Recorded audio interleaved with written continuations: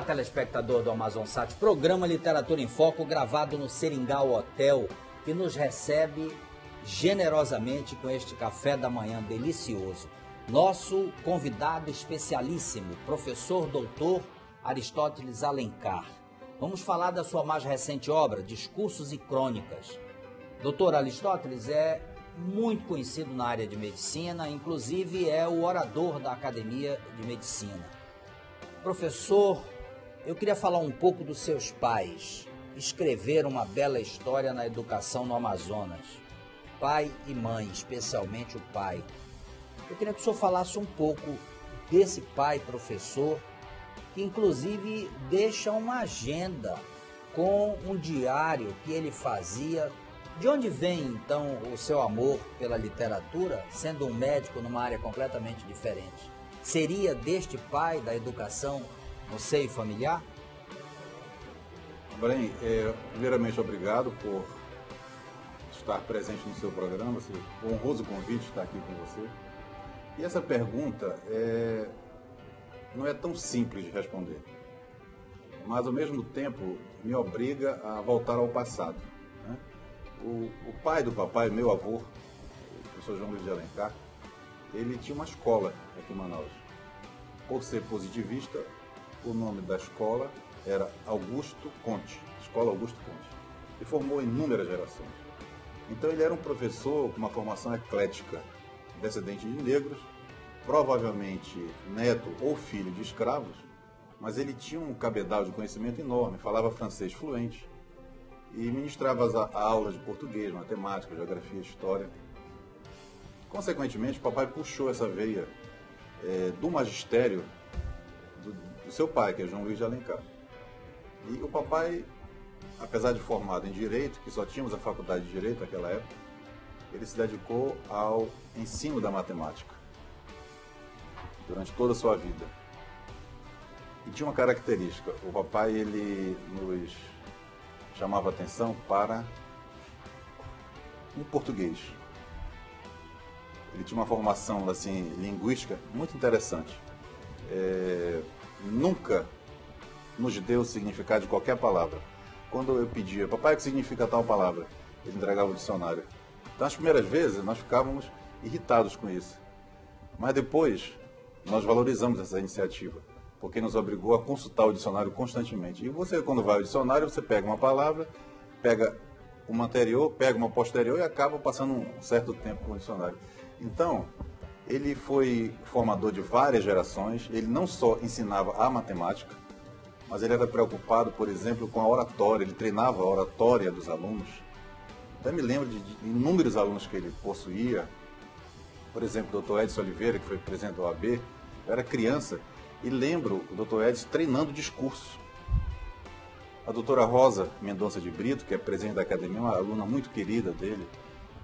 Dr. Roberto Braga, Dr. José Braga, essas gerações que ocuparam e ocupam cargos importantes passaram por esse processo de formação, não só no ensino da matemática. Bernardo Cabral, o senador Bernardo Cabral, que era também treinado por ele, um dileto aluno. Então, nós crescemos nesse ambiente acadêmico. Isso nos obrigou, obviamente, a estudar não só as disciplinas comuns nos cursos, mas nos dedicarmos um pouco também ao português. Ao vernáculo, né? Ao vernáculo. Agora, o senhor é um médico conceituado, procurou o mestrado, o doutorado. É muito difícil a gente ver na área de medicina um médico interessado pela literatura. O senhor acaba de publicar este livro. O que falta para os demais colegas também estimularem-se a buscar a escrita, a literatura, uma vez que no passado, os grandes médicos do passado tinham isso como um hábito muito normal. É o caso do Jorge de Moraes, do Adriano Jorge e tantos outros que passaram por aqui. Araújo Lima, Mata. Exatamente. Pedro Nava, no Rio de Janeiro. Nós temos uma quantidade enorme de colegas que ainda prezam pelo desenvolver uma boa articulação, uma boa oratória, uma boa escrita. O que falta, Abraim, é nós nos reunirmos. Agora, a profissão exige assim, uma dedicação muito intensa em relação ao atendimento de pacientes, plantões, e atividades médicas exclusivamente. Nós tivemos a Associação Brasileira de Médicos e Escritores, Regional do Amazonas, que durou mais ou menos 5 anos. Mas depois, por absoluta falta de tempo, ela desapareceu. E agora nós temos a Academia Amazonense de Medicina, que foi reativada pelo Dr. Cláudio Chaves e a equipe, né? E é o local que nós temos para encontrarmos os colegas identificados com a literatura.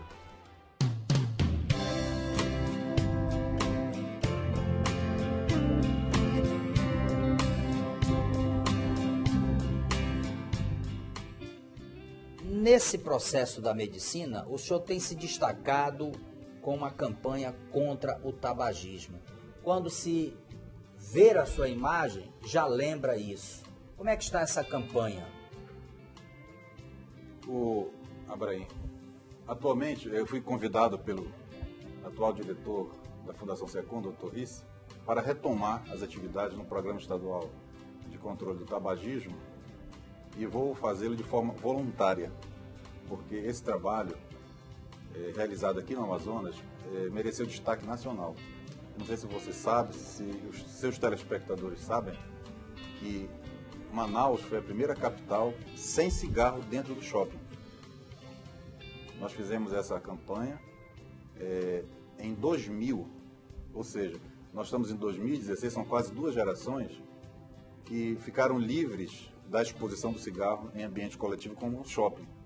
Nós entramos no Ministério Público, à época o presidente, o gestor maior era o ministro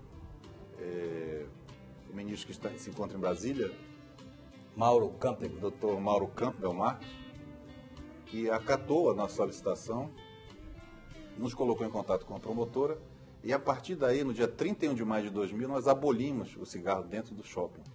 Então, e um outro fato importante, que é um trabalho muito grande com a equipe da Fundação SECOM, o Amazonas foi o estado que teve o maior número de ex-fumantes.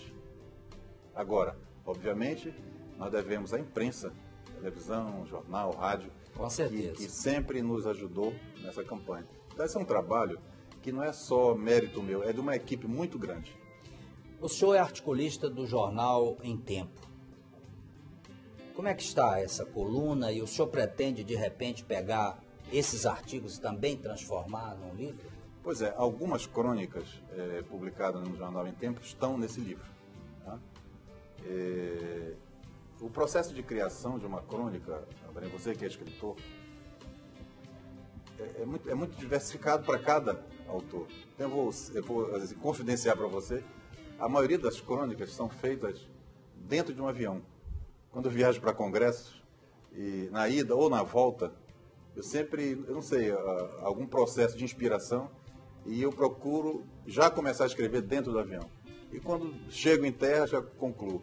Então são assuntos diversos, né?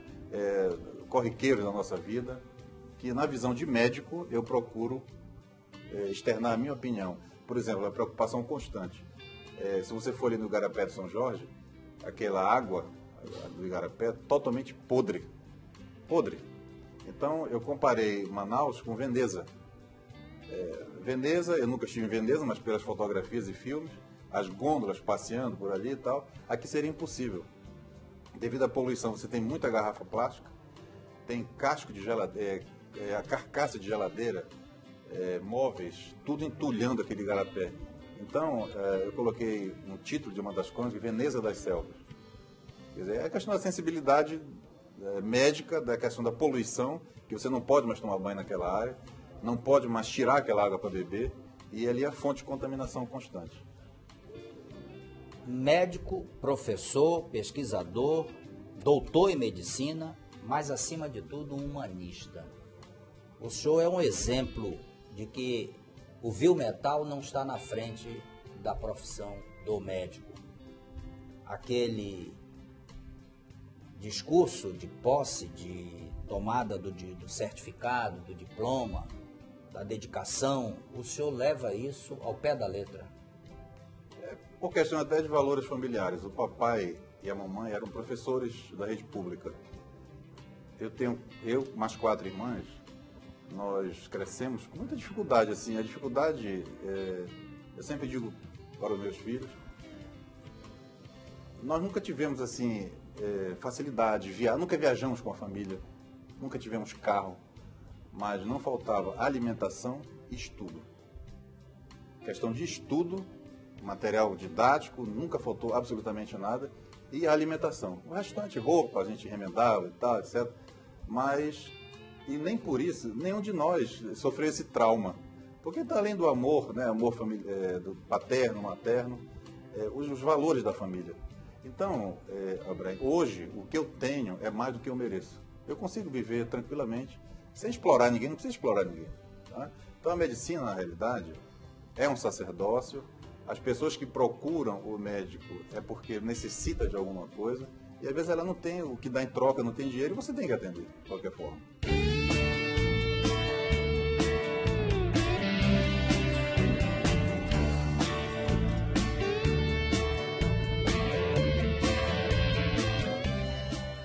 O senhor é tido como um profissional na área de medicina que atende seus pacientes com muito carinho e com muita atenção, principalmente com paciência, ouvindo.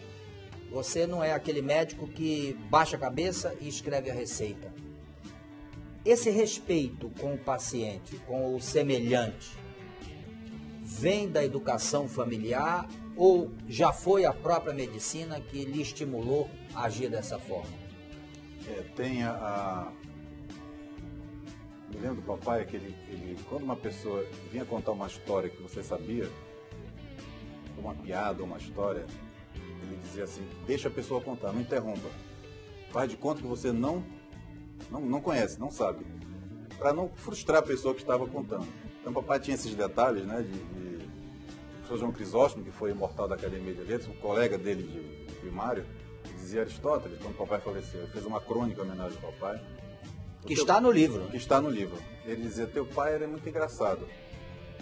Ele mandava um cartão de Natal para mim. Eu agradecia. Depois ele me agradecia por eu ter agradecido o cartão que eu mandei para ele. Então era uma troca de gentilezas muito grande. Então isso eu devo a ele, devo à mamãe também.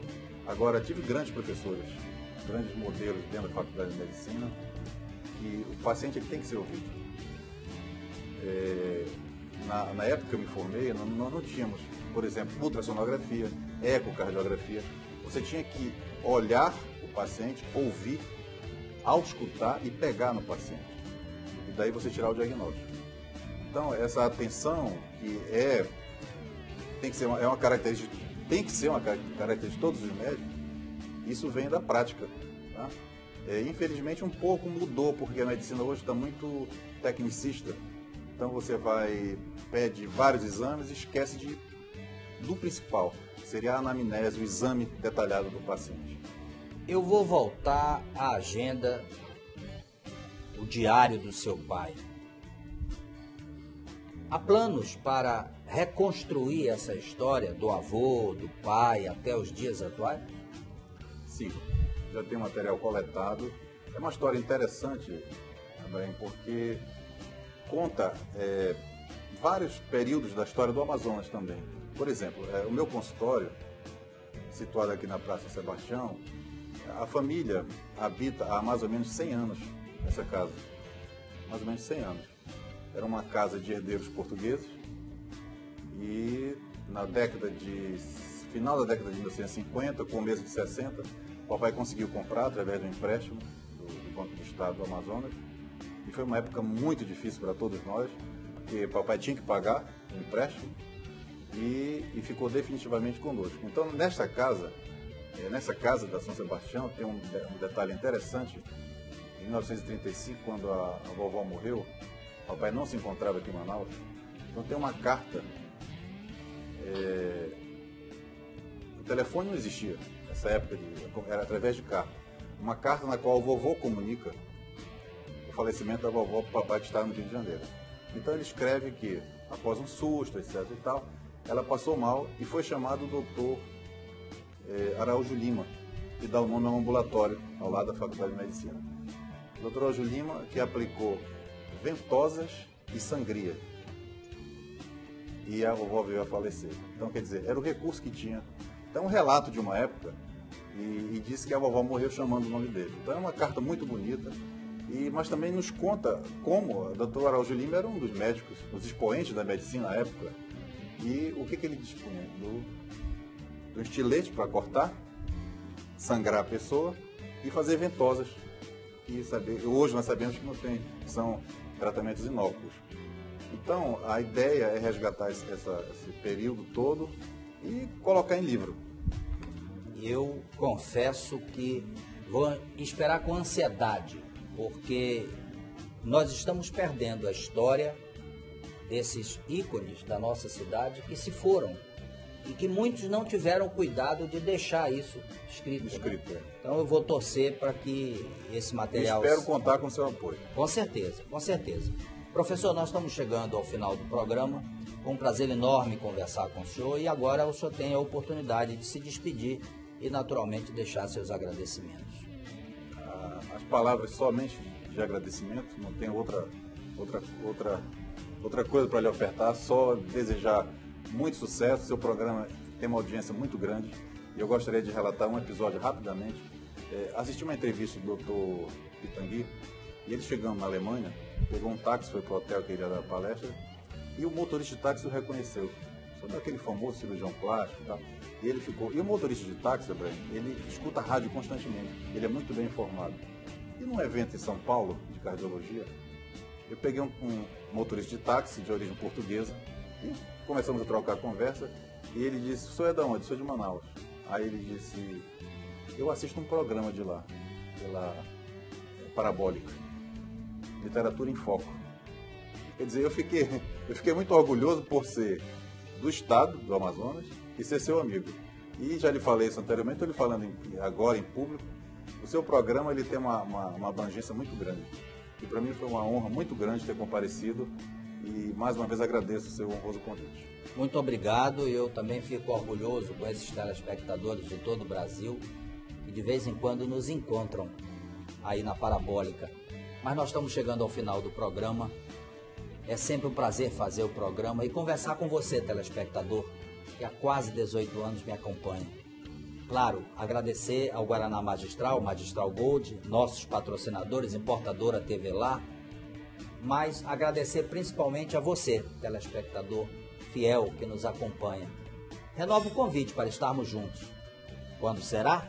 Na próxima semana, daqui de Manaus, mostrando a literatura produzida na Amazônia. Forte abraço e Deus permitirá esse novo encontro. Até lá.